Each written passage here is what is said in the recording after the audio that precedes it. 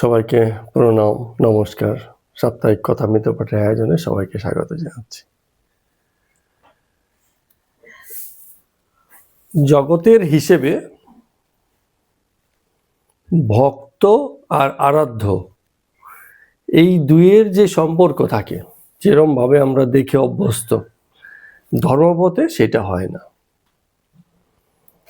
জগতের হিসেবে কি হয়, যেমন আমার যে ভক্ত আছে, মানে আমার যিনি আরাধ্য হন, ভক্ত মানে আমি যদি কারো ভক্ত হই আর আমার যিনি আরাধ্য হন তিনি হয়তো আমার থেকে উৎকৃষ্ট, শ্রেষ্ঠ, অধিক প্রতিষ্ঠার অধিকারী, তার হয়তো পপুলারিটি অনেক বেশি, এমন হতে পারে। আমরা সাধারণত আমার থেকে যারা উৎকৃষ্ট, উচ্চ, এমন কাউকেই তো মানে আমাদের ফেভারিট বানাই এবং আমরা তাদের ভক্ত হই, যেটা জগতের হিসেবে বলা হয় ফ্যান। আমি ওর খুব বড় ফ্যান, এটা মানে হচ্ছে তাকে আমি তার কাজের জন্য যে কোনো রকমই এটা গ্ল্যামার থাকুক বা যেই থাকুক, যাই কিছু তার অর্জন হোক, হয়তো খেলাধুলায়ও প্রদান হতে পারে, খুব উৎকৃষ্ট হতে পারে, যেমনই হোক, যে কোনো কারণেই হোক, আমার থেকে উৎকৃষ্ট, জাগতিক প্রতিষ্ঠা বেশি আছে এমন কাউকে আমাদের হিসেবে আমাদের আরাধ্য বানাই এবং আমরা তাদের ফ্যান হয়ে যাই, তাদের ভক্ত হয়ে যাই। তো এইখানে ভক্ত আর আরাধ্যের যে সম্পর্কটা, যে সমীকরণটা দাঁড়ায়, ধর্মপথে সেটা হয় না। কারণ ধর্মপথে ভক্ত আর আরাধ্য এই দুই থাকে না, এক হয়ে যায়, দুইয়ের মধ্যে পার্থক্য ঘুচে যায়। এখন আমরা যেটা করি সেটা হচ্ছে ঈশ্বর মহান এই বলে তাকে সবসময় সুদূরে সরিয়ে রাখি, যে ঈশ্বর মহান, কি অবতারাদি যে কর্ম অবতারাদিরা করতে পারে তা সাধারণ মানুষের জন্য নয়, সাধারণ মানুষ এসব পারে না, এসব বলে কয়ে অবতারকে দূরে ঠেলিয়ে রাখি আর নিচেদেরকে নিচে নামিয়ে রাখি, নিজেদেরকে, তাই তো?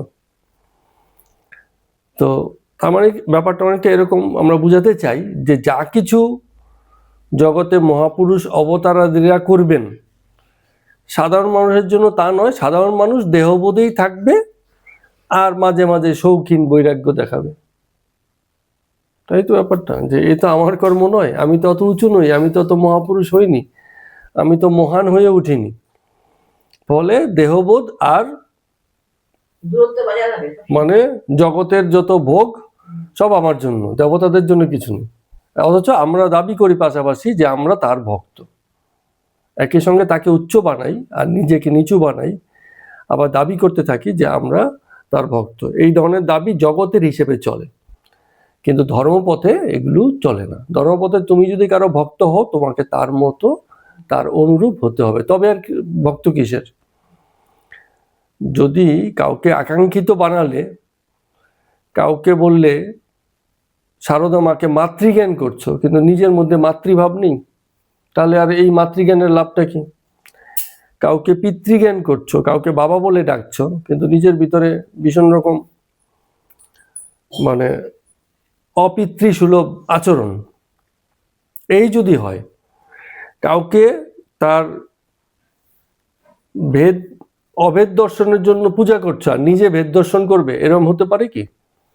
ব্যাপারগুলো এরকম হতে পারে না, উল্টো হয় না। ধর্মপথে এসব জিনিস চলে না। জগতের যে চালাকি সেটা ধর্মপথে চলে না। তো অনেকে বলবে যে ঠিক আছে, আমরা খুব সাধারণ, কাউকে আরাধ্য বানিয়েছি কেন? কারণ তার কাছ থেকে আমার কিছু চাই। কি চাই? সে তো জগতের প্রতিষ্ঠায়, সুস্থ রাখো মা, একটু ধন সম্পদ দাও, ছেলে মেয়েদের ভালো করো, জগতের কল্যাণ করো, একটু বড় জোর এ পর্যন্ত যেতে পারি আমরা, বলে শুধু আমার নয় জগতের লোককে খুশি রাখো, ভালো রাখো, এরকম। তো এই যে এসব চাওয়ার ভিতর দিয়ে যে জাগতিক প্রতিষ্ঠার কথা আমরা বলি, সেই প্রতিষ্ঠা ঈশ্বরকে না চাইলেও আসতে পারে। কত নাস্তিক আছে যাদের জাগতিক প্রতিষ্ঠা আছে ভীষণ রকম, অর্থ, কোটি, সম্পদ, পপুলারিটি, সুনাম, দান ধ্যান, এসবেও তারা অনেক রকম প্রতিষ্ঠা দিয়ে রেখেছে, এমন ব্যক্তিরাও আছে। অ্যাকচুয়ালি হিসেবটা এরকম যে আমি বলছি যে নাস্তিকদের প্রতিষ্ঠা আছে, কথাটা উল্টো করে দিলে খুব ভালো হয়। যাদের প্রতিষ্ঠা আছে তাদের বেশিরভাগই নাস্তিক। যার অর্থকরী সম্পদ সবকিছু হয়ে গেছে, সে আর কিসের জন্য কোনো এক সেই অদেখা অচেনা ঈশ্বরের আরাধনা বা প্রার্থনা করবে? তার তো সব রকম প্রতিষ্ঠা হয়েই গেছে। টাকা চাই, তাও আছে। অর্থ সম্পদ চাই, সুনাম চাই, পপুলারিটি চাই, তাতেও তার এসে যায়। তো যার প্রতিষ্ঠা যত বেশি, ঠাকুর যেমন বলে যে টাকা পয়সা থাকলে ঈশ্বরের দিকে মন এমনি যায় না। কারণ টাকা পয়সা আছে তো কেবল মনটা ওই দিকেই থাকে, ঈশ্বরের দিকে মন থাকে না। তো যার প্রতিষ্ঠা আছে তার তো মন এমনিতেই থাকে না, সে তো এমনি নাস্তিক হয়ে যায়। ঈশ্বরের বিশ্বাস তার উপরি উপরি থাকে, ভিতর থেকে উঠে যায়, ভিতর থেকে থাকে না। কিন্তু যে কথা দিয়ে শুরু করেছিলাম যে ভক্ত আর আরাধ্য ধর্মপথে তাই এক হয় না। মানে ধর্মপথে এক হতে হয়, জগতে এক হয় না। ধর্মপথে কেন এক হতে হয়? কারণ ভক্তের ভগবান আর ভগবানের ভক্ত দুই একই কথা। একদিন আমরা মানে এই বিষয়টা বলেছিলাম যে গাছেরই ফল আবার ফলেরই গাছ, দুইয়ের মধ্যে কোনো পার্থক্য নেই। একই জিনিস। আমারই হাত আর হাতেরই আমি, জলেরই ঢেউ ঢেউরই জল, একই তো ব্যাপার। বলো, কিছু বলবে? তো এই যে অভিন্নতা, যে এই দুয়ের মধ্যে পার্থক্য নেই, ভক্ত আর ভগবানের কোনো পার্থক্য নেই। যে তেমন ভক্ত হতে পেরেছে সে ভগবান তুল্য। এই যে ব্যাপার, কথাগুলো যে আসে, বা অনেক সময় বলে না ভক্তের মধ্যে ভগবানের বাস। একজন ভক্তকে দেখলে যেন মনে হয় যেন ভগবানকেই দেখলাম। এই সমানুতা, সমান সমান ভাব, এটা ভক্তিপথে ধর্মপথে দেখা যায়, জগতের হিসেবে দেখা যায় না। যে শাহরুখ খানের ভক্ত, তার মধ্যে শাহরুখ খানের কোন ছিটে ফোটা জ্ঞান বুদ্ধিও নেই, কিন্তু সে তাকে খুব ভক্ত বানিয়ে রেখেছে। বরঞ্চ আরো নির্বুদ্ধিতা বেশি। যে ব্যক্তি অপর ব্যক্তির অন্ধভক্ত হয়, যে অন্ধভক্ত হচ্ছে তার মধ্যে ভীষণ রকম নির্বুদ্ধিতা থাকতে হয়, নাহলে সে এইরকম ভক্ত হতে পারে না। জগতে এই নির্বুদ্ধিতার চর্চা চলছে। এই যে এত এত টাকা খরচা করে বলছে যে 1 মাসের মাইনের টাকা দিয়ে ধার করে কি কত রকমের মানে সাধ্যের বাইরে গিয়ে সে জোগাড় যন্ত্র করে টিকিট কেটেছে মেসিকে দেখবে বলে। তা আমার কথা হচ্ছে, তুমি কেন কাটতে যাবে? মেসিকে দেখতে যাবে? মেসিকে দেখার কি এমন আছে? তুমি দেখছো, তুমি তো টিভিতে দেখছো, তার খেলা দেখছো, তোমার খেলাটাই তো তার পছন্দ।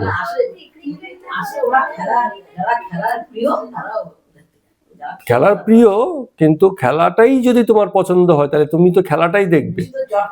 তুমি মেসির খেলার বল পাসিংটা খুব ভালো দেখবে, সুন্দর গোল করা দেখবে, রোনাল্ডোটা দেখবে, ব্রাজিলের যেসব প্লেয়ার আছে তাদেরটা দেখবে।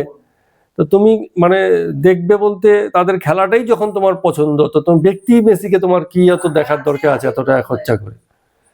সেই নিয়ে আবার মানে কত রকম ঘটনা, জেল জরিমানা হওয়া থেকে শুরু করে ধুয়ো দেয়া, সরকারি সম্পত্তি নষ্ট করা, কোনো কিছুই তো কম গেল না।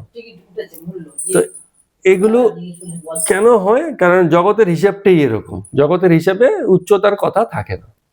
যে যাকে আরাধ্য বানানো হয় সেও উঁচু নয়, আর যে আরাধ্য বানায় ভক্ত সেও উঁচু নয়। ফলে এই নিচুতার খেলাটাই খুব চলে। ধর্মপথে নিচু থেকে ধর্মচর্চা হয় না। তুমি ছোট লোকমি করবে, চালাকি করবে, তারপরে ওই যে ঠাকুর যেটা বলছে না, মারোয়ারি বুদ্ধি লাগাবে, সেসব বুদ্ধি লাগিয়ে ধর্মপথে চলা যায় না। চলা যায় না বলতে কি, মন্দিরে মঠে এইসবের চর্চা হতে পারে, চলছে অনেক জায়গাতেই এরকম, মানে রাজনৈতিক ব্যাপার স্যাপার থাকে, পক্ষপাত থাকে, প্রতিষ্ঠার লড়াই থাকে, এরকম অনেক ব্যাপার থাকে। কিন্তু হতে পারে সেসব বিষয়, কিন্তু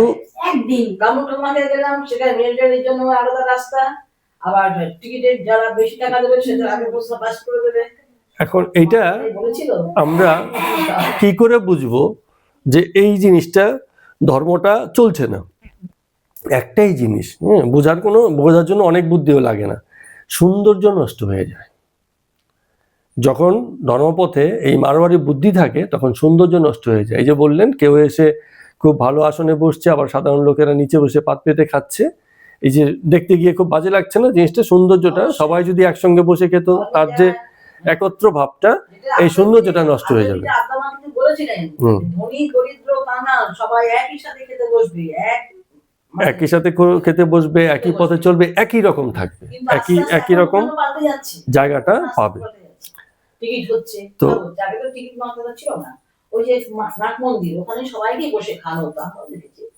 এইসব বিষয় ঘটে বলেই ধর্মের সৌন্দর্য হানি হয়ে যায়, এবং যেই একত্বের কথা ধর্ম বারবার বলেছে যে তোমাতে আমাতে কোনো ভেদ নেই, হ্যাঁ, সেই একত্বটা আর প্রতিষ্ঠা হয় না।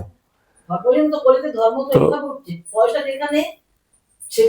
একটাই জিনিস আছে, যদি কেউ দাবি করে যে মুক্তকে আমি খুব ভালোবাসি, মুক্ত মানে কি, ঈশ্বর তো সদা মুক্ত, যদি কেউ দাবি করে যে এই মুক্তকেই আমি ভালোবাসি, তাহলে অবধারিতভাবে শর্ত হয় যে তুমি মুক্ত হলে কিনা, কি করে ভালোবাসলে। মুক্ত না হয়ে মুক্তকে ভালোবাসা যায় না। যে বন্ধনে আছে সে আরেকটা বন্ধনে যেতে পারে, বন্ধনই বন্ধনকে জড়িয়ে রাখে, আর যে মুক্ত সে অপরকেও মুক্তির পথই দেয় বা সেই পথেই এগিয়ে দেয়। কে বুঝবে, কে বলবে, কে বোঝাবে, বিষয়গুলো হচ্ছে এইরকম। তো যাই হোক, আজকের এই প্রারম্ভিক আলোচনা দিয়ে চলুন কথামৃতে পর্ব সংখ্যা আমরা 131 শুরু করছি। এখানে ঠাকুর বলছেন এক জায়গাতে, ওই যে একজন ডাক্তারবাবু এসছেন, মনে ছিল কিনা, এসে ডাক্তারবাবু এসে সেই চিকিৎসার বিষয় আশয় চলে, প্লাস হচ্ছে কখনো কখনো ভুলেও যান চিকিৎসা করতে, এই ধর্ম আলোচনাই তার সঙ্গে চলছে। রোগীর বাড়িতে গিয়ে 6-7 ঘন্টা কাটিয়ে আসেন এমন ডাক্তারবাবু, অন্য রোগীর কথা আর মনে থাকে না, ভালো লাগছে। হ্যাঁ, তো ঠাকুর বলছেন যে বিচার পথে, জ্ঞান যোগের পথে তাকে পাওয়া যায়, কিন্তু সেই পথ বড় কঠিন। বিচারের পথ আর জ্ঞানের পথটা কঠিন, কারণ আমি শরীর নই, মন নই, বুদ্ধি নই, মানে নিজের এই অস্তিত্বের প্রতি নেতিবাচক ধারণা, মানে বাইরে বাইরে মুখে মুখে বলা যায়, কিন্তু সেই ধারণাটাকে অন্তরে ঠাঁই দেওয়াটা তো সহজ ব্যাপার নয়। তো ঠাকুর এসে বলছেন, মানে লোকে মনে করে যে কিছু বই পড়েছি বুঝি জ্ঞান হয়ে গেল, কিন্তু জ্ঞান হওয়ার মানে 3-4টে উপায় আছে, তার মধ্যে বই পড়া একটা জ্ঞান হওয়ার উপায়, হবে না যে তা না, কিন্তু তার থেকে যদি বই পড়ে যে জিনিসটা জানলাম এটা কারো মুখে শুনি, তাহলে আরো বেশি ভালো লাগবে, আরো বেশি মানে প্রত্যক্ষ জ্ঞান হবে। তার থেকেও বেশি ভালো হবে যদি সেই জিনিসটা গিয়ে দেখলাম। উদাহরণ দিয়ে ঠাকুর বলছেন, বলে কাশী আর বারাণসীর যে বিবরণ বইয়েতে দেওয়া আছে সেটা যদি কেউ পড়ে তাহলে তার সামান্যই ধারণা হবে। আবার কেউ কাশী ঘুরে এসে তার কাছে গল্প করছে, এটা তাহলে কাশী সম্পর্কে আরো ভালো ধারণা হবে। এখন কোনো কারণে সে যদি নিজে এবার কাশী দেখতে চলে যায়, তখন তার একেবারে পরিষ্কার ধারণা হবে, এই যে গল্প পড়েছি, গল্প শুনেছি, আর এই যে দেখলাম, এই দুয়ের মধ্যে অনেক তফাৎ। তো ঠাকুর সেই কথাটা বলছেন যে যারা ভাবে যে বই পড়ে বুঝি জ্ঞান হয়ে যায়, বই পড়ে জ্ঞান হয় না। তার থেকে যদি কারো উন্নত অভিজ্ঞ কারো কাছ থেকে শ্রবণ হয় সেটা আরো উত্তম। সবচেয়ে ভালো হয় যদি নিজে কেউ দর্শন করে নেয়, তবে সেটা সবচেয়ে ভালো জ্ঞানের কাজ দেয়। কারণ ঠাকুরকে আমরা দেখেছি ওনার বই পড়ার কোনো এলেম নেই, বুদ্ধি নেই, বইটুই পড়েননি, যা কিছু করেছেন ওই যে শুনে বুঝে নিজে প্রত্যক্ষণ করে যেটুকু পেয়েছেন সেটুকুই আমাদেরকে বলছেন। বলছে যখন শতরঞ্জ হয়, শতরঞ্জ কি জিনিস, দাবা নাকি কে জানি, দাবার খেলা যখন হয়, আমরা দাবাই ধরে চলছি, দাবার খেলা যখন হয় তো লোকে ভিড় করে সে দাবার খেলা দেখে, দুইজন খেলে বাকিরা দেখে। তো যেই দুজন খেলে ওদের মাথায় আর চাল আসে না, অনেকক্ষণ ধরে ধরে কেবল মানে কি করতে হবে দেখে, হ্যাঁ, বা অনেক সময় ভুললো চাল দিয়ে ফেলে, কিন্তু যারা দেখছে, হ্যাঁ, ও তো খেলছে না, ওর মাথাটা খুব ভালো কাজ করছে, ও দেখছে বলে ওর মাথাটা ফ্রি আছে, ও কিন্তু চালটা বুঝতে পারছে, যদি এই চালটা দিত আজকে ব্যাপারটা এরকম হতো। লুডো খেলার সময় এরকম হয়ে যায়, আমরা অনেক সময় ট্রেনে লুডো খেলতে খেলতে আসি, তো আমরা খেলছি, পাশের থেকে একজন বলছে আরে এটা তো এটা তো এটা তো, হ্যাঁ, তার মানে কি সে দেখছে আর তার কাছে মনে হচ্ছে এই চালটা দেওয়া যেতে পারে, কিন্তু যে খেলছে সে বলছে না এটা না, আমি এটা দেবো।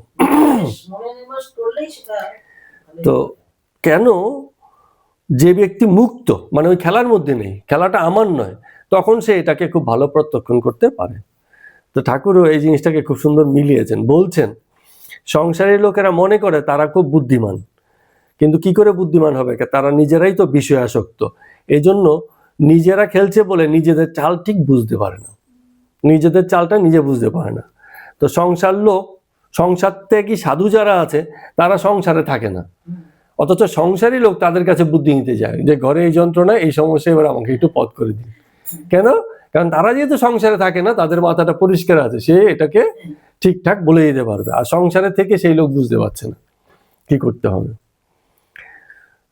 তো যেহেতু সাধু লোকেরা নিজেরা খেলে না, এই কারণে সংসার সম্পর্কে তাদের ধারণা খুব পরিষ্কার। তারা সঠিকটা বলতে পারে। তো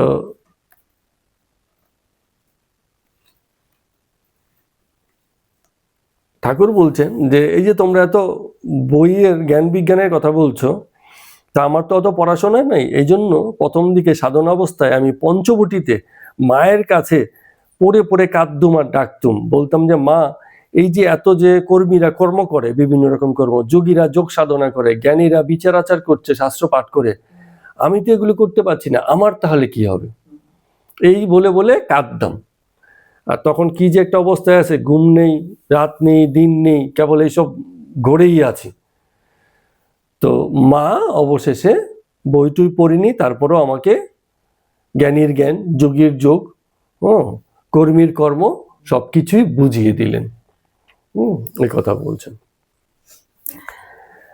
তো শম্ভু মল্লিক মাঝে মাঝে আমাকে ইয়ার্কি করতো, বলতো সাধু হয়েছ, ডাল নাই তলোয়ার নেই, শান্তিরাম সিং। লোকেরাও হাসছে। ডাল নাই মানে কি? বই পড়া নাই। তলোয়ার নাই মানে কি? ডিগ্রি নাই। তো শান্তিরাম সিং এরকম। তো লোকে বলছে যে সাধু হয়েছে, তোমার তো কিছু নেই, তুমি কি করে সাধু হলে? তোমাকে কেন সাধু হিসেবে মানবো? এরকম বলছে, এবং ঠাকুর নিজেও বলছে আর হাসছে এসব বলে বলে। তো ঠাকুর রামকৃষ্ণদেব মানে মার উপরে এমন ভাবে নিজেকে ছেড়ে দিতেন শিশু বালকের মতো। মা ওই যে কিছু শিখতেই হয়, মা এর জন্য ওই তোতাপুরীকে পাঠালেন। হ্যাঁ, তারপরে ভৈরবীকে পাঠালেন। ভৈরবী করতে গেছে কেউ যায় না, ভৈরবীকে মাই পাঠিয়েছেন। কোনো না কোনো ভাবে সেই যোগাযোগটা তিনি ঘটিয়ে দেন, তিনি মাই ঘটিয়ে দেন, সেই পর্যবেক্ষণের ক্ষমতাও তিনি দিয়ে দেন। ভৈরবী এসেছে ওনাকে তন্ত্র সাধনা শেখাতে, ওই যে নারী পুরুষ ভেদ নেই ভগবানের, এটা শেখাচ্ছেন উনি। হ্যাঁ, তাই জন্য তো শারদাকে ষোড়শী রূপে পুজো করেছিলেন। ভৈরবী শিখিয়ে দিয়েছিল, আর এক তোতাপুরী দীক্ষা দিয়ে পরমহংসদেব করেছিলেন। রামকৃষ্ণদেব ঈশানকে এবার বলছেন, ঈশান এসেছিল, ঈশানকেও বলছেন যে তুমি কিছু বলো, এই যে ডাক্তারবাবু দেখো অবতার মানছে না। ঈশানকে এবার বলছে। তো ঈশান বলছে আজ্ঞে আমি আর কি বলবো, বিচার করতে আর ভালো লাগে না। এবার রামকৃষ্ণদেব ঠাকুর বিরক্ত হয়ে বলছেন যে কেন, সঙ্গত কথা যেটা সেটা বলতে অসুবিধা কি আছে? সবসময় আমি পারি না, আমি বুঝি না, এরম বললে তো হবে না। যখন কথা হচ্ছে, সকলে আছে, তো তোমার কথাটাও তুমি বলো। হ্যাঁ, ঠিক কথা বলেছে।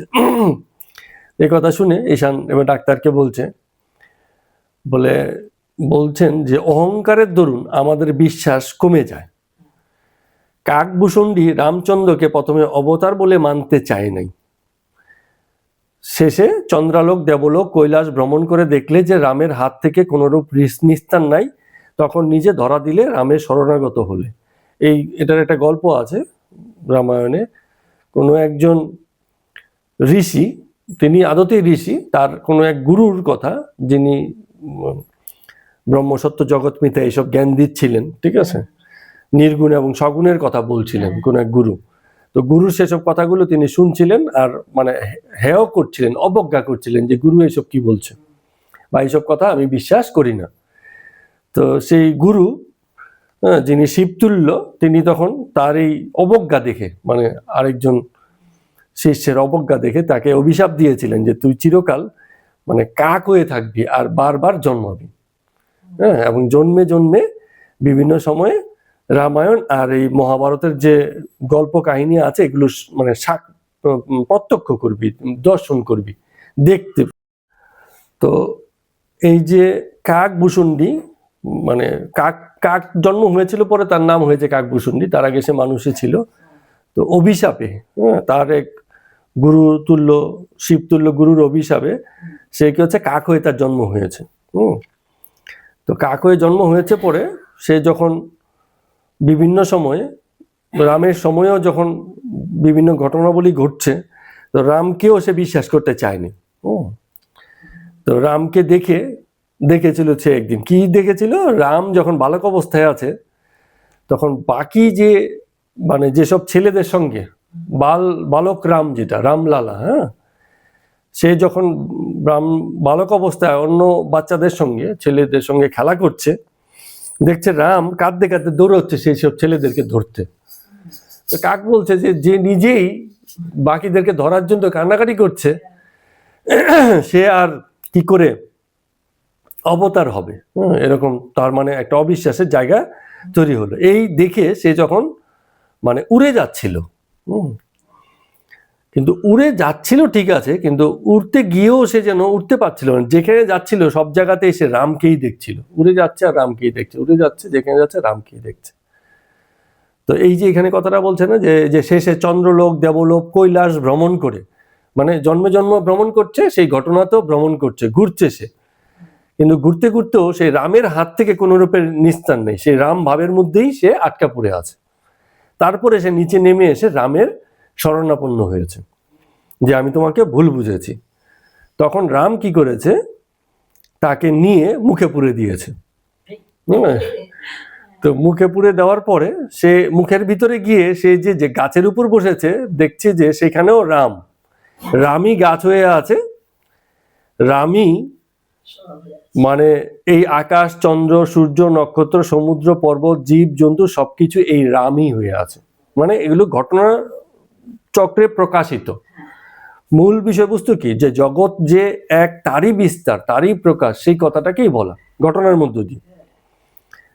তো এই কাকভূষণ্ডী, ঈশান বলছে যে কাকভূষণ্ডী কেন মানে অহংকার করেছে, কারণ সে বাহ্যিকভাবে দেখে উপরি দেখে রামকে বিচার করতে গেছে। আর কি ছিল মনের মধ্যে অহংকার, যে এই যে নির্গুণ আর সগুণ, হ্যাঁ, এই দুইয়ের মানে ভাব হয় কি না এ ব্যাপারে তার একটা অবিশ্বাস মনের মধ্যে ছিল।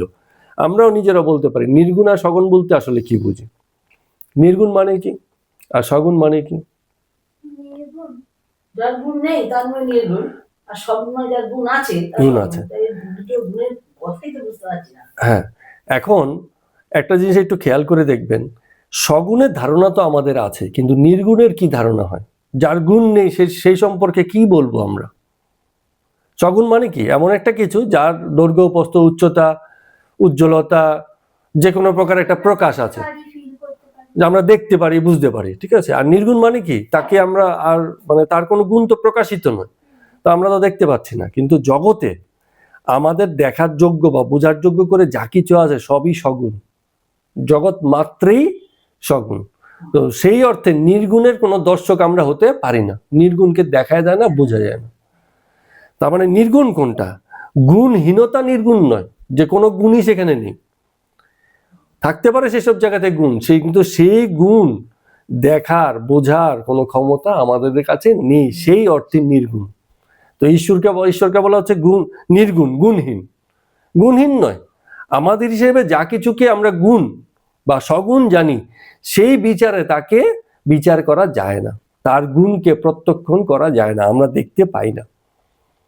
কিন্তু তার অস্তিত্ব যদি থাকে তাহলে তার গুণও আছে, কিন্তু সেই গুণ আমাদের দর্শনের বা বোঝার বাইরে, এই অর্থে নির্গুণ, ঠিক আছে, আমরা বুঝতে পারি না। তো এই যে বলছে যে ইসে রাম দৌড়চ্ছে কাঁদতে কাঁদতে অন্য বাচ্চাকে ছুটতে, এই বাহ্যিক জিনিস দেখে এটা হচ্ছে সগুণের বিচার, যা আমরা দেখলাম বুঝলাম তার বিচার হলো। কিন্তু তার অন্তর্গত যে বিচার, সেই বিচারটা আমরা করতেই পারি না, সেই নির্গুণতাকে দেখতেই পারি না। ফলে জগতের অস্তিত্বের সাপেক্ষে আমরা কেবল সগুণটাই দেখি, কোনো নির্গুণের ধারণা আমাদের কাছে প্রতিষ্ঠিত হয় না। তো এবার রামকৃষ্ণদেব ঠাকুর বলছেন ডাক্তারের দিকে তাকে, যে ওইটুকু বোঝাটাই শক্ত, তিনি সরাট তিনি বিরাট। তো সরাটটা তো বুঝতে পারছি, প্রকাশিত যা কিছু, বিরাটটা আর বোঝা যায় না। তো যারই নিত্য তারই লীলাটুকু আমরা দেখতে পাচ্ছি, কিন্তু নিত্যকে আর দেখতে পাই না, এই জন্য মনের মধ্যে সন্দেহ। তো তিনি মানুষ হতে পারেন না, এই কথা আমরা আমাদের ক্ষুদ্র বুদ্ধিতে কি করে বলতে পারি? যে অবতার করার কথা বলছিল, যে ঈশ্বর অবতার হয়ে প্রকাশিত হন, যে হতে পারেন না, এই বুদ্ধিটা আমরা কি করে লাগাই? আমরা তো সব বুঝি না, 100 গতিতে 400 দুধ ধরবে কি করে? আমাদের সেই সক্ষমতা নেই। এই জন্য ঠাকুর বলছেন যে সাধু মহাত্মাদের, যারা ঈশ্বর লাভ করেছেন, ঈশ্বরের তত্ত্ব বুঝেছেন, তাদের কথা অনেক সময় বিশ্বাস করে এগোতে হয়। কারণ সাধুরা ঈশ্বর চিন্তা লয়ে থাকে, যেমন উকিলরা মোকদ্দমা লয়ে থাকে। তো উকিলদের কাছে কেন যাব? কারণ সে তো মোকদ্দমা লয়ে আছে, তার সে তো এইসব বিষয় ভালো জানবে, আমাদের একটা বিশ্বাস আছে, এই জন্য তার কাছে যাই যে ভাই তুমি আমাকে একটা বুদ্ধি পরামর্শ দাও। ডাক্তাররা কি করে? সারাক্ষণ রুগী নিয়ে থাকে, আমরা ডাক্তারের কাছে যাই, যেহেতু সে বিভিন্ন রুগী নিয়ে আছে, সে ভালো মন্দ জানবে। যে ডাক্তারের কাছে 2-4 জন রুগী হয়, তার কাছে লোকে যাবে?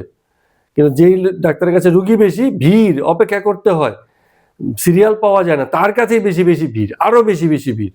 কারণ কি? সে অনেক রুগী দেখে, ফলে তার পক্ষে রোগের নির্বাচন করা সহজ। এই জন্য অনেক সময় সরকারি হসপিটালে ডাক্তারের কাছে লোকে বেশি যায়। কেন যায়? মানে মিনিটে একটা করে রুগী দেখতে হবে, এত বড় বড় লাইন হয়ে যায়। মানে যারা শিক্ষানবিশ ডক্টরও আছে, সদ্য MBBS পাস করেছে, ইন্টার্নশিপ করছে সরকারি হসপিটালে ডাক্তার, হ্যাঁ, হয়তো বয়স বেশি নয়, অল্প কিছুদিন হয়তো পাস করেছে, কিন্তু কি হয়, এত এত রুগী দেখে, রুগী দেখতে দেখতে তাদের অভিজ্ঞতাই আলাদা হয়ে যায়। সরকারি হসপিটাল ডাক্তারের অভিজ্ঞতাই আলাদা হয়ে যায়। তো এই লোকে তাদের কাছে বেশি যায়, কারণ যে যত বেশি নাড়াচাড়া করেছে এই বিষয় নিয়ে। তো যারা সাধু মহাত্মা, তারা ঈশ্বর নিয়েই চিন্তা ভাবনা সারাদিন রাত, ফলে তাদের কাছে ঈশ্বর সম্পর্কে বুঝতে, শুনতে, জানতে হবে। তো ডাক্তারবাবু বলছেন যেটুকু বললেন বিশ্বাস করলুম, কারণ না বিশ্বাস করলেই মুশকিল, ধরা দিলেই তো চুকে যায়, আর না হলে গোল বেঁধে যায়। ডাক্তারবাবু শিয়ানা আছে, বলছেন যে এত কথা বলছেন, এর উল্টো পাল্টা কিছু বলতে গেলে এখন গোল বেঁধে যাবে। ঠিক আছে, যা বলছেন মেনে নিল। তবে রামকে অবতার বলি কেমন করে? এই যে বালিকে যে বধ করলেন রাম, চোরের মতো লুকিয়ে পেছন থেকে তাকে বান মারা হলো, ঠিক আছে, এটা তো মানুষের কাজ। মানুষ এই ধরনের চর্যবৃত্তি করতে পারে, ঈশ্বরের কাজ তো নয়। ঠিক আছে, এখন যেমন কৃষ্ণ সম্পর্কে, রাম সম্পর্কে এসব বলা হয়। তো এবার মহাশয় গিরিশ ঘোষ বলছে যে মহাশয় আপনি বলছেন এটা মানুষের কাজ, ঈশ্বরের কাজ নয়, তারপরে যেই কাজটাকে বলছেন ঈশ্বরের কাজ নয়, তাকে ঈশ্বর করতে পারেন না? কি করে বুঝবেন কোন কাজটা ঈশ্বর করবেন বা করবেন না? আপনার হিসেবে কি ঈশ্বর কাজ করছেন? হ্যাঁ, তো এই যে আমরা এটা মানুষের কাজ, এটা ঈশ্বরের কাজ, এগুলো ধারণা মাত্র আমাদের আছে। কেন আমরা এরকম ধারণা করে বসে আছি যে ঈশ্বর বুঝে এই সব উন্নত কাজ করেন আর মানুষ সব নিচু নিচু কাজ করে? যে প্রথমে আজকে দিয়ে শুরুই করেছে যা দিয়ে, যে কিছু জিনিসকে, ঈশ্বরকে, আরাধ্যকে উঁচু করে বানিয়ে রেখেছে, নিচে কি করে নিচু তার সব কর্ম করে বেড়াচ্ছি। ফলে আমাদের কাছে ঈশ্বর সবসময় উঁচু স্থান লাভ করে রেখেছে, তাকে আমরা আরো সীমাবদ্ধ করে ফেলছি, তার ক্ষমতাকে আরো আমাদের ভাবনা দ্বারাও সীমাবদ্ধ করে ফেলেছি। তারপরে ডাক্তার বলছেন শুধু কি তাই, সীতা বর্জন, সেটাকে ভুলে গেলে চলবে কি করে?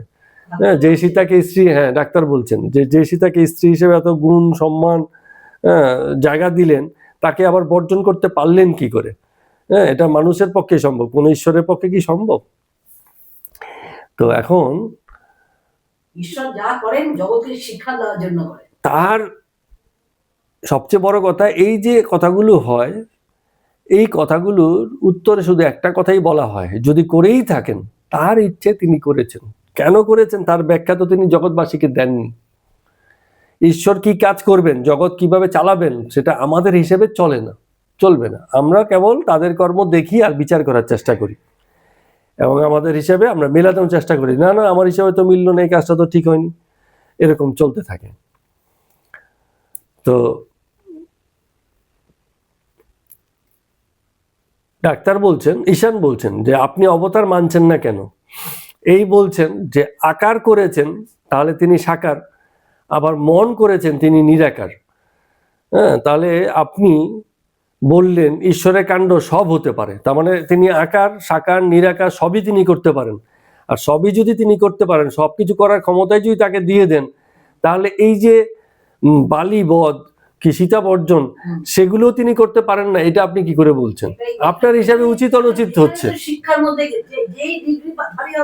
আপনার হিসাবে উচিত অনুচিত হচ্ছে, কিন্তু তার সক্ষমতার প্রশ্নে তিনি সব পারেন। আপনার হিসেবে পারেন না, কারণ আপনি উচিত অনুচিতে দাঁড়িয়ে আছেন, কৃষ্ণবাবু কিন্তু বুঝে গেছে কিন্তু সক্ষমতার হিসেবে তিনি পারেন সবকিছু, সব পারে। সেই হিসাবে কোনো গোল নেই। কারণ সেই এই যে জন্ম দেয়া পৃথিবীতে এত সন্তানাদি, ঈশ্বরের সন্তানাদি, পশু পাখি থেকে শুরু করে সবকিছু, তাদেরকে মানে রসে বসে রাখা, সেসবও তিনি করছেন। আবার মৃত্যু কে আবার আরেকজন এসে দেয়, ওই একই ঈশ্বরই তো দেন। তাহলে যিনি জন্ম দিচ্ছেন, যিনি রক্ষা করছেন, তিনিই তো আবার ধ্বংস করছেন। তো তিনি পারেন না, বা তার কাছে উচিত অনুচিত যখন মৃত্যু হচ্ছে তখন বলছেন না কেন যে এই মৃত্যুটা উচিত হচ্ছে না বা অনুচিত হচ্ছে? একদিনে একটা শিশু মারা গেল, কি অপরাধে মারা গেল? কখনো তো ঈশ্বরকে মানে দোষারোপ করছেন না। কেন করছেন না? কারণ আপনি জানেন তার ক্ষমতার অক্ষমতা কিছু নেই, তার সবই তার ক্ষমতা। এই জগতের খেলা যা কিছু চলছে সবই মানে তার খেলা চলছে। ফলে এই বালিবধ তার হয়, তারপরে এই সীতাবর্জনও হয়, মহাভারতের গল্প কাহিনীও গড়ে ওঠে, কারণ সবকিছু তাকে দিয়ে হয়। আমাদের হিসেবে মাঝে মাঝে মনে হয় না। করেছিলেন বলেই তো ঠাকুর বলেছিলেন যে ঠিক আছে এবার তো আমি অন্যায়টা করলাম, তার কারণ ছিল আমি করতে বাধ্য হয়েছি, যেহেতু আমি ওর ভাইয়ের সঙ্গে সন্ধি করেছি, অগ্নিকে সাক্ষী করে বলেছি তোমার শত্রুকে আমি বধ করবো। কে তোমার শত্রু? বল স্বয়ং আমার দাদাই আমার শত্রু। দাদা আমাকে রাজ্য দিচ্ছে না, রাজাকে পাপ করছে না, ভাইকে রাজ্য দিচ্ছে না কেন? এটা বড় পাপ নয়? পাপকে ধ্বংস করাই হচ্ছে ভগবানের শিক্ষা। সেই জন্য বালিকে বধ করলো। বালির বউ তখন কাঁদছে যে তাহলে আমার কি হবে প্রভু, আমি তো কোনো পাপ করে তুমি। তারপর ঠিক আছে তোমার কথা দিচ্ছি, বলে আপনি আমার ছেলেকে আশীর্বাদ করুন, আমার ছেলে যেন তার বাবার শত্রুকে নিজেই বধ করতে পারে। বলে তথাস্তু, এই জন্মে নয় পরের জন্মে অপেক্ষা করো।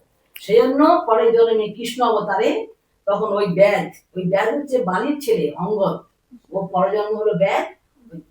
কথা রেখেছে, ভগবানের কথা কখনো খিলাপ হয় না। এটা কিন্তু ডিগ্রিধারী মানুষরা কিছুতেই বুঝতে চায় না। যখনই কিছু বই পড়ে পাশ করে ডিগ্রি নিয়ে গেল, ব্যাস এটা কেন করলো না, সেটা কেন বর্জন করলো, সেটা কেন বর্জন করলো, দেখো কেন শিক্ষাটা দিয়েছে। সীতার রাম রাজত্বে অন্যায় রাম দেবে না, সেজন্য রাম ঘাটে গেছিল চান করতে, সেখানে ওরা গালাগাল করছে, আমাকে কি রাম ভেবেছিস? পরের ঘরে বউ গেছিল, বউকে আবার ঘরে নিয়ে এসেছে, রাজা এরকম কাজ করেছে, আমাকে রাম ভেবেছিস তুই? বেরো, তুই কেন রাত্রেবেলা ব্রাহ্মণের ঘরে ছিলিস? কতই বৃষ্টি, ডাকাতের ঘর আগের দিন লাগছিল না? বাধ্য হয়ে একটা বাড়িতে ছিল, সে তাকে মা বলে আশ্রয় দিয়ে, ঠিক আছে মা তুমি রাত্রে থাকো, সকালে তুমি স্বামী গিয়ে ফিরে যাও। সে স্বামী গিয়ে ফিরে গেছে, স্বামী বলছে তোকে নেবো না, তুই পরের ঘরে কেন রাত কাটেছিস, আমাকে রাম ভেবেছিস? রাম তখন কথাটা শুনে খুব আঘাত পেয়েছে, এসে বাড়িতে বললো সীতা এই ব্যাপার। সীতা বলেন প্রভু আপনি একটা কাজ করুন, আপনি আমাকে ত্যাগ করুন মানুষকে শিক্ষা দেওয়ার জন্য। সীতা জানেন যে রাম আমাকে কতটা ভালোবাসেন, রাম আমাকে ভালোবাসেন সেটা জানেন। যাওয়ার সময় বলে লক্ষণ তুমি যেন এক মুহূর্তের জন্য তোমার দাদাকে ইয়ে করো না, উনি কি খাচ্ছেন, এই খাবার দেবে, এইভাবে ওনাকে টাইমে খাওয়াবে, সব লক্ষণকে বলে গেলেন। তারপরে বললেন, তখন রাম বললেন যাওয়ার সময় আমি তোমাকে দেখতে পারবো না সীতা, তুমি যাচ্ছ কিন্তু আমি তোমার সহ্য করতে পারবো না তোমার যাওয়াটা। আমি তখন ঘরের মধ্যে চলে গেলেন রাম। কত কষ্ট করে সীতাকে বললেন ভাই লক্ষণ তুই দিয়ে শুধু মানুষকে শিক্ষা দেয়, নিজেই কষ্টটা পেলেন, মানুষ সেটা তো দেখে না, কেন বলে দিল আমাকে সে রাম ভেবেছিস? ঠাকুরও সেই কথাই বলছেন। ভগবানের কোনো কাজে কোনো ভুল নেই, কিন্তু ডিগ্রিধারী মানুষ আস্তে আস্তে যাই করুন না কেন, যখন তারা সত্যি ভগবানকে যে জানতে পারে সে বোঝে। আস্তে আস্তে বলছেন যে অবতারের কথা তো আর ইংরেজি বইয়ে লেখা নেই, তাই বিষয় কেমন। তো একটা গল্প শোনো। একবার একজন লোক আরেক বন্ধুর কাছে এসে বলছে দেখে এলুম অমুক পাড়ায় অমুকের বাড়ি হুড়মুড় করে ভেঙে পড়েছে। তো যাকে এসে বলছে সে ইংরেজি পড়ার লোক, সে তখন বলছে দাঁড়াও খবরের কাগজ খানা দেখি, যদি ভেঙে পড়ে তাহলে তো খবরের কাগজে ছাপা হবে, এত বড় ঘটনা। খবরের কাগজ তন্ন খুঁজেও সেই ধরনের কোনো খবর পাওয়া গেল না। বলছে না তোমার কথা আমি বিশ্বাস করতে পারছি না, যেহেতু খবরের কাগজে লেখেনি তাহলে ওই বাড়ি ভেঙে পড়েনি। আর যে দেখে এসে বলছে তার কথাই বলছে বিশ্বাস করতে পারছি। যে দেখে এলো, যে আমি দেখে এলাম যে ভেঙে পড়েছে, ও বলছে না খবরের কাগজে যেহেতু লিখেনি তোমার কথাকে বিশ্বাস করা যায় না। তো ঠাকুর বলছেন যে সরল না হলে, মন যদি সরল না হয় তাহলে চট করে ঈশ্বরে বিশ্বাস হয় না। বিষয় বুদ্ধি থেকে ঈশ্বর অনেক দূরে থাকেন। বিষয় বুদ্ধি থাকলে যেটা হয়, মানুষের মধ্যে নানা সংশয় উপস্থিত হয়, নানা রকম অহংকার এসে পড়ে, পাণ্ডিত্যের অহংকার, ধনের অহংকার, এইসব। কিন্তু যিনি সরল তার মধ্যে এই বিশ্বাসটা আসে। তো রামকৃষ্ণদেব বাবা ডাক্তারকে দেখিয়ে বলছেন যে ইনি কিন্তু আবার সরল, হয়তো বিশ্বাস একটু কম থাকতে পারে কিন্তু ভাবে খুব সরল। এবার একটা গল্প শোনো, রামকৃষ্ণদেব ঠাকুর বলছেন, বলে কেশব সেনের একটা গল্প শোনো। কেশব সেন হচ্ছে ওই যে আপনার ব্রাহ্ম সমাজের যে কেশব সেন ছিলেন আচার্য। তো তিনি একবার রাসমণি দেবীর কালীবাড়িতে একটা অনুষ্ঠানে নিমন্ত্রিত হয়েছিলেন, আরো অনেকে ছিলেন, ঠাকুরও সেখানে ছিল। গল্পটা খুব মজার। তো সেইখানে যখন তারা গেছেন, রানী রাসমণি দেবীর মানে কালীবাড়িতে অনুষ্ঠানে, পূজার অনুষ্ঠানে, তো অনেকক্ষণ ধরে অনুষ্ঠান চলছে। তো এই করতে করতে বেলা 4টে হয়ে গেছে, কিন্তু কোনো ভোগ প্রসাদের আয়োজন নেই, তখনও অবধি দেখা যাচ্ছে না। তো যখন অতিথিশালার পাশ দিয়ে এই যে কেশব সেন হেঁটে যাচ্ছে, তখন বাকিদেরকে জিজ্ঞেস করছে, বলে হ্যাঁ গো, তোমাদের অতিথি কাঙ্গালদের খাওয়ানোর জন্য কোনো ব্যবস্থা আছে কি? মানে অতিথি আর হচ্ছে কাঙ্গাল।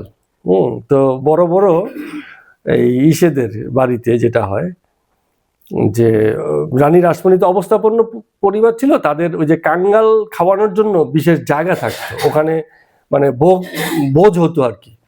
দুপুরবেলা কাঙ্গালদের জন্য সবসময় খাবার তৈরি থাকতো, কাঙ্গালরা আসতো, সেখানে বসে তারা খেতো, আবার চলে যেত।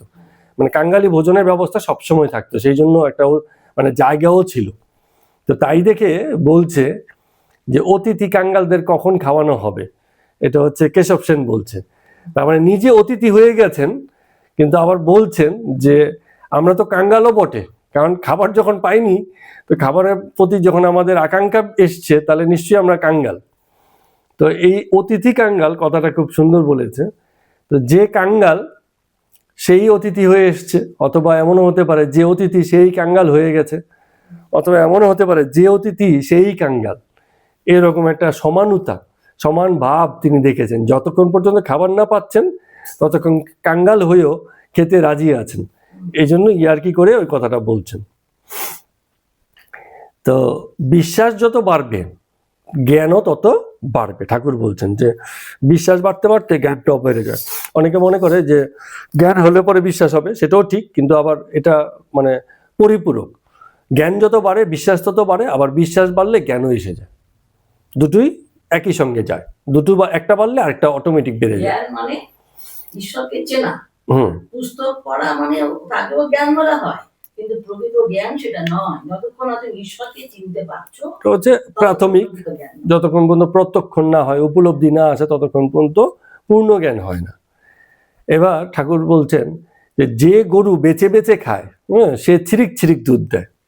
ছিরিক ছিরিক মানে হচ্ছে অল্প, মানে কখনো দুধ পড়ে কখনো পড়ে না, এরকম। আর যে গরু শাক পাতা, খোসা, ভুসি যা দাও গপ গপ করে খায়, সে গরু হুর হুর করে দুধ দেয়। ঠিক আছে, এই কথা বলছেন। তো তার মানে এই যে এত কথা হচ্ছে, কেউ সাধুর কথা কিছু নেবে, কিছু নেবে না, কিছু বিচার করে রাখবে, কিছু করবে না, তারও সেই সংসারী বুদ্ধিতেই বিষয়গুলো আটকে যায়। কখনো ঈশ্বরের মন আসে, কখনো ঈশ্বর থেকে মন চলে যায়। হ্যাঁ, তো ডাক্তারও চেনা লোক, কথা প্রসঙ্গে সেই প্রসঙ্গে বলছে আরে গরুর কিন্তু জাতা খেয়ে দুধ দেওয়া খুব ভালো কথা নয়। একবার কি হয়েছে বলছি শুনুন। একবার এমন অবস্থা হয়েছে, গরুর দুধ খেয়ে আমার খুব ভারী ব্যারাম হয়ে গেল। তখন ভাবলুম এর কারণটা কি। অনেক অনুসন্ধান করে টের পেলুম, যেই গরুর দুধ আমি খাচ্ছিলাম, সেই গরু খুদ আরো কি সব মানে বাইরের খাবার খেয়েছিল, যে কারণে মানে আমারও পেটে গন্ডগোল সেই গরু দুধ খাওয়াতে, এবং শেষে 12,000 টাকা খরচা করে তবে সুস্থ হলো। তো এবার ডাক্তারবাবু আবার বলছেন যে পাকপাড়াতে বাবুদের বাড়িতে একবার 7 মাসের মেয়ের একটা অসুখ করেছিল, হুপিং কাশি টাইপের। আমি দেখতে গিয়েছিলাম। তো প্রথম অসুখের কারণটা ঠিক বার করতে পারি না, যে ওষুধই দিচ্ছি কাজ হচ্ছে না, বাচ্চার অসুখ। পরে জানতে পারলুম যে গাধাটা মানে বাড়ির বাইরে দাঁড়িয়ে ভিজে, মানে বৃষ্টিতে, সেই গাধার দুধ ওই মেয়েটা পান করে, গাধার দুধ। গাধার দুধ পান করে। তো গাধা বাইরে দাঁড়িয়ে দাঁড়িয়ে ভিজে, তার যে দুধ হয় সে দুধের মধ্যে সে ঠান্ডা ভাবটা থাকে, আর তাতে ওই বাচ্চাকে খাওয়ালো পরে লিখলো এখানে। তো সেই গাধার দুধ সে মেয়েটি খেত। মানে কল্পনা করে বলছেন? না না, গরুর দুধ যদি হয় গাধার দুধও থাকতে পারে। গাধা কি দুধ দেবে না? গরু যখন দুধ দেয় গাধাও দিতে পারে।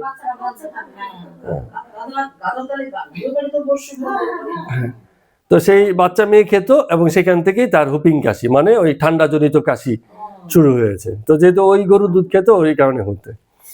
এখন রামকৃষ্ণদেব ঠাকুর ওই আর কি করছেন, বলছেন বলো কি গো, এমনও হয় নাকি? হ্যাঁ। তো তেঁতুলতলায় আমার গাড়ি গেছিল ঘুরতে ঘুরতে ঘুরতে, আমার গাড়িটা তেঁতুলতলায় গেছিল, আর তাই বলে আমার অম্বল হয়ে যাবে? আমার গাড়ি তেঁতুলতলায় গেছে আর আমার অম্বল হয়ে যাবে? এমনও হয়? সবাই হাসছে। এবার ডাক্তার হাসতে হাসতে আবার বলছে, বলে আরে এমনও তো শুনেছি একজন জাহাজের ক্যাপ্টেনের মাথা ধরেছিল। হ্যাঁ, তো কি করবে, জাহাজের গায়ে গিয়ে পট্টি লাগিয়ে দিয়ে এসছে, মাথা লাগানোর, মাথা ধরার পট্টি, কারণ তার তো জাহাজের ক্যাপ্টেন, এই জন্য জাহাজের গায়ে লাগিয়ে দিয়েছে। তো এরকম হাসাহাসি করছে। আগে ছিল কিন্তু মেডিসিন পট্টি, ওই যে আপনার মাথা ধরলে পরে যন্ত্রণা এদিকে দুই মাথার দুই সাইডে ছিল, এগুলো এখন দেখা যায় না, দিয়ে রাখতো। হ্যাঁ। তো রামকৃষ্ণ ঠাকুর বলছেন যে সাধুসঙ্গ সর্বদাই দরকার। রোগ তো লেগেই আছে, শুধু শুনলে কি আর হবে, ওষুধ খেতে হবে, আর সাথে সাথে পথ্যের দরকার। তো ডাক্তার বলছেন হ্যাঁ, অনেক সময় কি হয়, ওষুধের থেকে পথ্যতে রোগ সারে ভালো। ওষুধের থেকে পথ্যতে, মানে যা খেলে পরে ওষুধের প্রতিরোধ হয়, তাতে রোগ সারে ভালো। তো রামকৃষ্ণদেব ঠাকুর বলছেন যে বৈদ্য তিন প্রকার, উত্তম বৈদ্য, মধ্যম বৈদ্য, অধম বৈদ্য। এটা নিয়ে আমরা একবার বলেছিলাম। উত্তম বৈদ্য কি, অধম বৈদ্য কি, যে ওষুধ দিয়েই চলে আসে। আর মধ্যম বৈদ্য যে ওষুধ দেয়, বাড়ির লোককে বলে দেয় এই দেখবে কিন্তু যেন খায়। আর উত্তম বৈদ্য হচ্ছে যে তোমরা কে কি খাওয়াবে জানি না, আমি এখন দাঁড়িয়ে থেকে খাইয়ে দিয়ে তবে যাবো। উত্তম বৈদ্য। তো আবার ডাক্তারবাবু মানে এর বিরোধিতা করছেন, বলছেন না, কিছু কিছু ওষুধ আছে যা বুকে চেপে খাইয়ে দিতে হয় না, যেমন হোমিওপ্যাথি, ও মানে নিয়ম অনিয়ম যেমনই খাও তাতেই কাজ হবে। তো রামকৃষ্ণদেব ঠাকুর বলছে যে বৈদ্যের মতো আচার্যেরও তিনটে প্রকার আছে। আচার্য মানে যিনি জ্ঞানোপদেশ দিচ্ছেন, তারও তিনটে প্রকার আছে। তো অদম আচার্য কি, যিনি জ্ঞানোপদেশ দিয়েই সারা, ও কে শুনলো কে শুনলো না এইসব চিন্তা সে করে না। আর মধ্যম আচার্য হচ্ছে তিনি বলেন যে এই যে উপদেশগুলো দিলাম তোমরা দয়া করে এগুলো শোনো, তোমাদের ভালো হবে, ভালোবাসা দেখান, এবং কি করে তাদের ভালো হবে সেদিকে খেয়াল রাখেন। আর উত্তম বৌদ্ধকে, উত্তম বৌদ্ধ মাঝে মাঝে দেখা যায় কিছু কিছু আচার্য যারা জোর করে শুনিয়ে সেই পথে তাদেরকে চালিয়ে দেন, যে চলবি না কেন, শিষ্যত্ব যখন নিয়েছি সেই পথে যেতেই হবে, গুরুর কথা শুনতেই হবে। তো গিরিশ ঘোষ আস্তে আস্তে বলছেন, ডাক্তারবাবু 3-4 ঘন্টা তো হয়ে গেল, আপনি বাকি রোগীদের চিকিৎসা করতে যাবেন না? হ্যাঁ। তো ডাক্তার বলছে, আর ডাক্তার আর রোগী, এই যে পরমাংশ সেই আমার সব নিয়ে গেল। রামকৃষ্ণ দেব ঠাকুর ওই আর কি করে বলছেন, আরে এককালে কর্মনাশা বলে একটি নদী ছিল, কর্মনাশা নদীতে যে একবার ডুব দিয়েছে মহা বিপদ, জগতের কর্ম সব নাশ হয়ে যায়, সেই ব্যক্তি আর কোনো কর্ম করতে পারে না। তার মানে কি, জগতের অনিত্যতা যে একবার দেখে ফেলেছে তার আর অন্য কর্মে তখন আর উৎসাহ আসে না। তো ডাক্তারবাবু বলছেন, দেখো আমি তোমাদেরই রইলাম, ব্যারামের যদি মনে হয় তাহলে কিন্তু নয়, আপনার লোক যদি মনে করে ঠাই দাও তাহলে তোমাদের সঙ্গেই থাকবো চিরকাল। ওই যে ডাক্তার হিসাবে ডাকবে আর ওষুধ নেবে, চিকিৎসা নেবে, সেই হিসাবে পরিচয় না দিয়ে তোমাদেরই লোক হিসাবে করে রেখো, তাহলে থাকবো। এই কথা শুনে রামকৃষ্ণদেব ঠাকুর আবার বলছেন যে এইটাকে বলে অহেতুকী ভক্তি, যে কোনো উদ্দেশ্য নেই, ভালোবাসলাম, এলাম, থাকলাম, কিন্তু কোনো উদ্দেশ্য নেই যে ভিজিট পাবো কি এই হবে সেই হবে, এইসব কোনো উদ্দেশ্য নেই। প্রহ্লাদের যেমন ছিল, মানে অহেতুকী ভক্তি।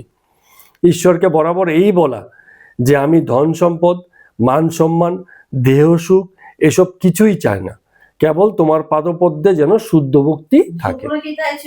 ধ্রুবরতাই ছিল। তো ডাক্তার বলছে, হ্যাঁ কালীতলায় তো লোকে কত প্রণাম করে দেখি তো খুব, ভিতরে কেবল কামনা বাসনা, আমাকে চাকরি করে দাও, আমার রোগ ভালো করে দাও, আমার ঘরের লোকের এই করে দাও, এসবই চলে। তো রামকৃষ্ণ ঠাকুর বলছেন যে, রামকৃষ্ণ ঠাকুরকে বলছেন যে তোমার যে অসুখ হয়েছে, তোমার কিন্তু অন্য লোকেদের সঙ্গে কথা বলা বারণ, কেবল আমি যখন আসবো আমার সঙ্গে মন খুলে কথা কইবে। ডাক্তারবাবু এরকম বলছেন। তো রামকৃষ্ণ ঠাকুর বলছেন, আচ্ছা ডাক্তার, আমাকে এই অসুখটা একটু ভালো করে দাও না, তার নাম গুণ করতে চাই। এই অসুখ থাকলে তো হচ্ছে না। বলে ডাক্তার বলছে যে ধ্যান করলেই তো হলো, মুখে বলার দরকার কি? রামকৃষ্ণ ঠাকুর তখন কৃত্রিম রাগ দেখিয়ে বলছেন, কেন বলো, আমি একঘেয়ে কেন হব? আমি 5 রকম মাছ 5 রকম করে রান্না করে খাবো, কখনো ঝোলে খাবো, কখনো ঝালে অম্বলে খাবো, কখনো ভাজায় খাবো, নানান রকমে খাবো, কখনো পূজা করব, কখনো জপ করব, কখনো ধ্যান করব, কখনো নাম গুণ কীর্তন করব, কখনো দেই দেই করে নেচে নেচে তাকে স্মরণ করব। কেন শুধু একরকমই করতে হবে? আমি একরকম পারি না। ডাক্তার বলছেন আমিও একঘেয়ে নই। তো রামকৃষ্ণ ঠাকুর তখন তার ছেলের কথা বলছেন, বা তোমার ছেলে অমৃত অবতার মানে না, বাবার মতো হয়েছে, কিন্তু তাতে দোষ কি? অসুবিধা কিছু নেই। নিরাকার যদি মনে করে, নিরাকারে বিশ্বাস থাকলেও চলে, নিরাকার থাকুক আর সাকারে মন থাকুক, তার শরণাগত হওয়া, তাকে বিশ্বাস করে এগিয়ে যাওয়া, আন্তরিকভাবে এগিয়ে যাওয়াটাই দরকার, এর বেশি কিছু দরকার নেই। আন্তরিক ডাক তিনি শুনবেন, তুমি যে পথেই তাকে ধারণা করে এগো না কেন। বলছেন যে রুটির মধ্যে মিষ্টি দিয়ে এবার আগা থেকে খাও আর গোড়া থেকে খাও, যেভাবেই খাবে মিষ্টি ওরম লাগবে। কেন তো মিষ্টির রুটি, সবভাবেই তোমার মিষ্টি লাগবে। তো ডাক্তার বলছে আমি আর কি বলবো, ও তো আপনারই চেলা। রামকৃষ্ণ ঠাকুর বলছেন, তবে রে শালা, আমার কোনো চেলা নেই। আমি সকলের চেলা, আমি তোমারই চেলা। সকলেই ঈশ্বরের ছেলে, সকলেই ঈশ্বরের দাস, আমিও ঈশ্বরের ছেলে, আমিও ঈশ্বরের দাস। তো মাস্টারমশাইও বলছে, কি যেন বলছে, ওই যে ঠাকুরই বলছেন সবশেষে যে চাঁদ মামাও মামা, চাঁদ মামা সকলেরই মামা, শুধু আমারই মামা তোমারই মামা এরম বললে হবে না। এক চাঁদ এক সূর্য সবাইকে সমান আলো দেয়। এখন কেউ বলবে যে এ কেবল আমারই সূর্য, আমারই চাঁদ, আমারই ঈশ্বর, আমারই এই, এরকম তো হতে পারে না। যে আছে সে সবার জন্য সমানভাবে আছে, কারোর জন্যই কম বেশি নেই। তো আমি কারো চেলাও নই, কেউ আমার গুরুও নয়, আমি কারো গুরুও নই, আবার আমি সবার চেলা, আমি সকলের গুরু, এর মধ্যে কোনো ভেদ নেই। বিশেষ কিছু হতে চাই না যে কেবল একটা পরিচয়ই বাঁচবো, তেমন যেন কিছু না হয়। এরকম ভাবে ঠাকুর এসবের ব্যাখ্যাগুলো করছেন। তো আজকের মতো কথামৃত পাঠ এখানে শেষ করছি। সবাইকে প্রণাম এবং নমস্কার।